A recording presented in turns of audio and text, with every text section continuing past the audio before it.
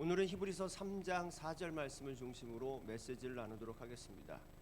여러분, 사람이 하나님이 지으신 세상의 다른 피조물들과 구별되는 것이 있다면 어떤 점이 있을까요? 여러 가지 구별되는 것이 있을 것입니다. 그 중에 가장 깊이 있는 구별은 나는 누구인가를 생각하고 질문을 한다는 것이 아닐까 싶습니다. 나는 누구인가에 대한 질문은 인간 역사 속에 늘 있어 왔던 것입니다. 그럼 오늘날에는 나는 누구인가에 대한 질문에 답을 주로 어디서 찾고 있을까요?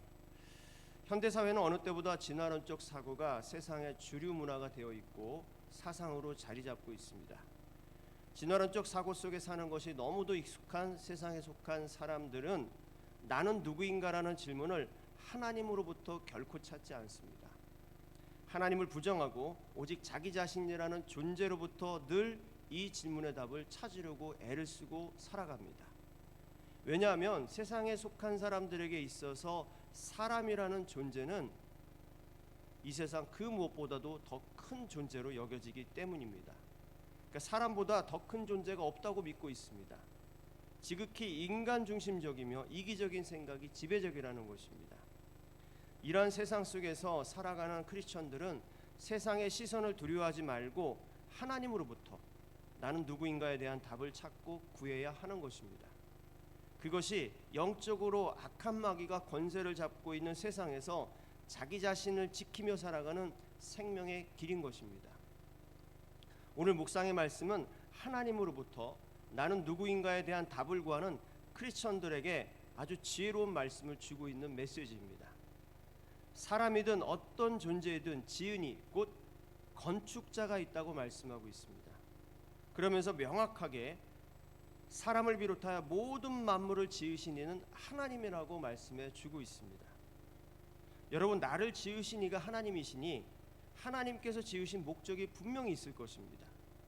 그 지으신 그 목적을 알 때 나는 누구인가에 대한 숙제가 풀리기 시작하게 되는 것입니다. 성경적 세계관에서 하나님이 나를 지으신 이유는 하나님의 은혜 안에 살게 하시기 위함입니다. 하나님의 은혜가 아니면 살 수 없는 존재가 나라는 존재라는 것입니다. 그런데 은혜가 아니면 살 수 없는 존재가 그 하나님의 은혜를 거부한 것이 죄의 시작인 것입니다. 은혜 없이도 나 혼자 살 수 있다. 은혜 없이도 내가 해낼 수 있다. 이것이 마귀의 미혹에 빠진 죄의 모습인 것입니다. 하지만 십자가의 복음을 통하여 하나님은 은혜 안에 살아가는 하나님이 지으신 목적을 온전하게 회복하셨습니다. 하지만 여전히 은혜를 거부한다면 죄의 속박에서 풀려나지 못하고 지옥을 향하여 가는 인생으로 살아갈 수밖에 없는 것입니다.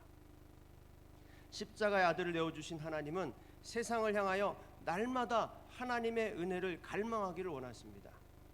그러므로 여러분, 하나님을 갈망하고 하나님의 은혜를 소망하며 살아갈 때 나는 누구인가에 대한 진정한 답을 찾게 된다고 하는 것을 기억하시길 주님의 이름으로 간절히 소망합니다. 여러분, 하나님의 은혜, 그 은혜를 받는 것이 내가 누구이며 내가 사는 이유임을 기억하시고 삶 현장 속에서 여러분을 지으시고 복음으로 인도하시는 하나님의 은혜가 흐르기를 간절히 갈망하며 살아갈 수 있기를 주님의 이름으로 간절히 축원합니다.